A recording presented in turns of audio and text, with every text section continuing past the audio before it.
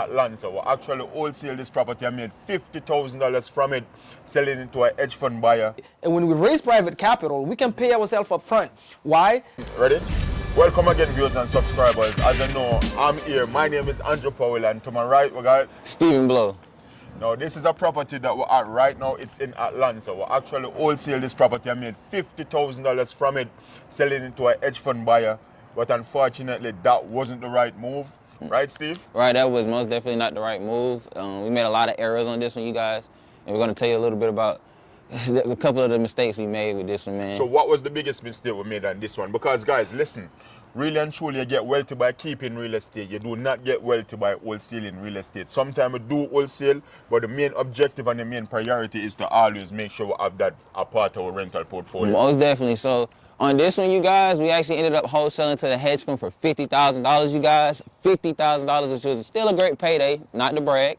But literally on this one, we should have just kept this property. It's pretty much turnkey. It had the stove, washer, dryer. It pretty much came fully furnished, you guys. So, you know, we missed out pretty big. And that's the importance of getting the numbers together. Getting on the property, seeing what the property is all about. This one was a lady that we actually assisted. She was up for pre-foreclosure.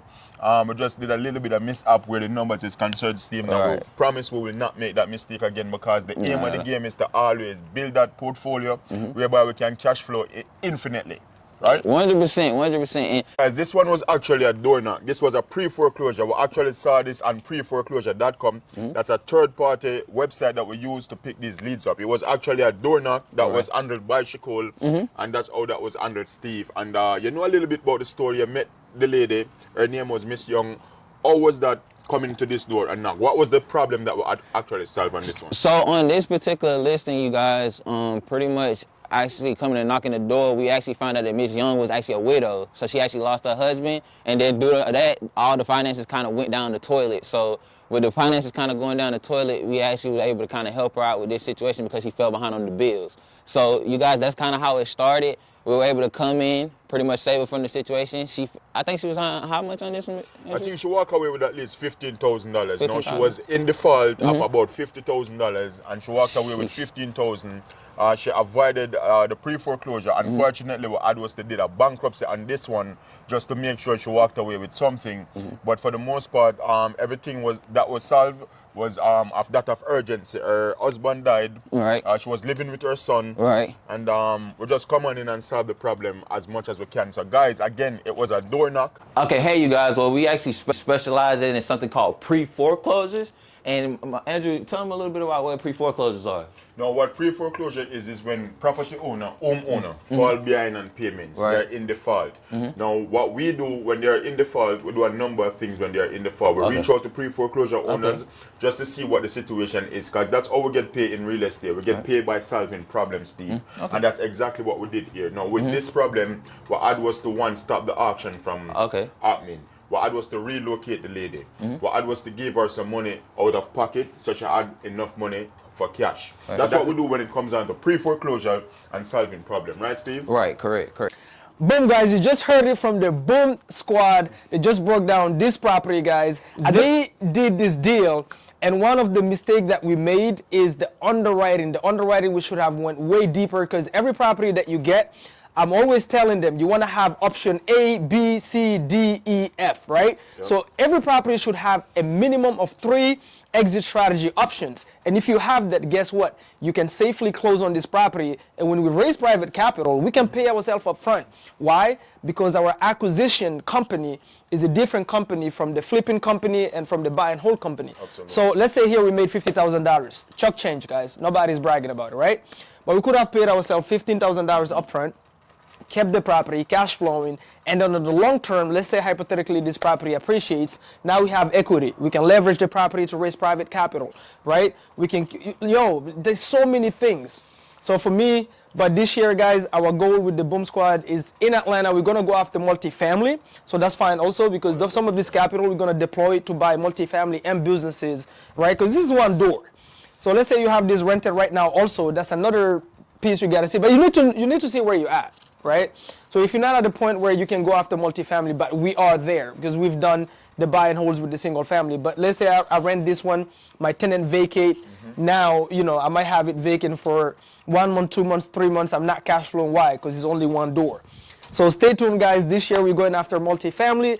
So yes, guys, whenever we're solving problem, we look for pain points. Now, the main pain points in this situation was one, she had us to file bankruptcy, Steve. Okay. Because that was one of the reasons, that was one of the purpose that we had us to use to stop the auction. So Okay. there was a pain point for the credit being affected. Okay. Now, with the credit being affected, guys, it was a bit of issue for her to get to that next chapter of her life by renting somewhere else. So I was to come on in, I was to dismiss that bankruptcy, whereby we provide her with that letter to go to the next property. We should have presented that letter also to show that it was just because of the situation with the home, why actually the bankruptcy had on her credit. So the credit was affected. We got her a new location. We got her to move in quite well. We rent the U-Haul for her. Right. We actually moved out. Me, Mamadou, everybody know Mamadou is not a mover. He had was to move on this one. All right. This one, it was actually a mover. So Steve, you also know a part of it. You spoke with her. What was the feedback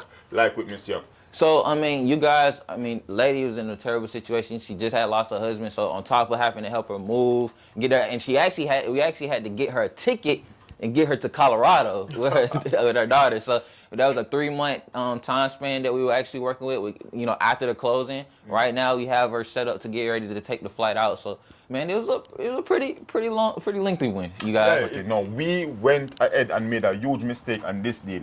I'm gonna flip it over to Steve to let him explain to you guys what actually was missed and why we made a big blunder on this deal.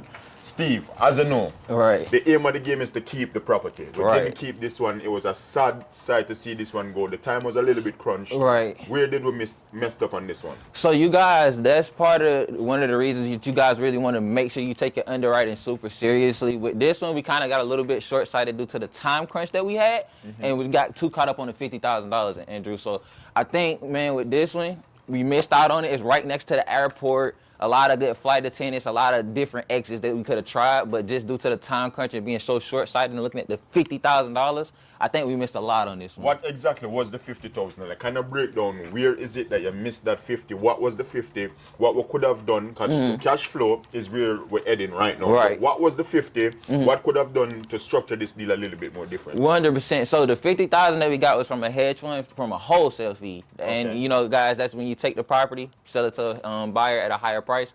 Perfect. So now, as far as that goes, now with this one, the actual property was breaking even on long term, I believe. So it was at break even, but man, it's right next to the airport. So Airbnb, traveling nurses, we could have made about at least $2,000-3,000 cash flow on this one, you guys. Not only that, it's just that the arrears also, the arrears was Right. not that excessive. The arrears was, I think it was 50,000 in arrears, Right. but it had a bunch of equity. If that 100%. arrears would have paid. All right, perfect, you guys. Yeah, so a lot of things were missed with this one. Even on that, like, man, you guys, you got to understand generational wealth is 100% worth it. We could have kept this property, made $15,000 on this property through our PMLs, and we could have got the cash flow from this and kept this in generational wealth, you guys. So you guys have to understand, you know, don't be so short-sighted and miss the long-term, you know, long-term trajectory of a rental property just looking at the quick cash flow, you guys. I mean, Now, when it comes down to this property, even though you're holding this property, we could always pay ourselves that $15,000 assignment fee. So, Right.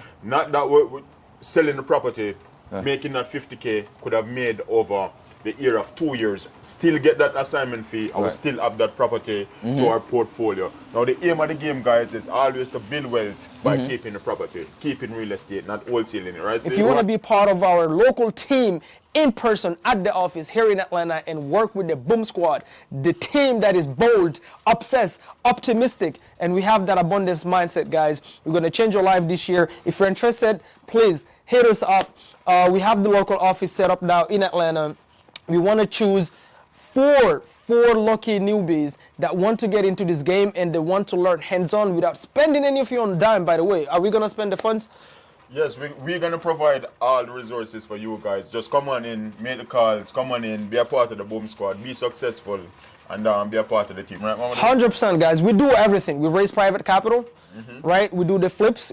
Actually, we have a flip going on the market right now, okay? We do agent outreach. We do off-market. There is not a strategy in real estate right now, single family, that we don't do. All right, you're gonna learn all those things being with us. Stay bold and be bold. Until next time. Boom squad. Boom, boom, boom.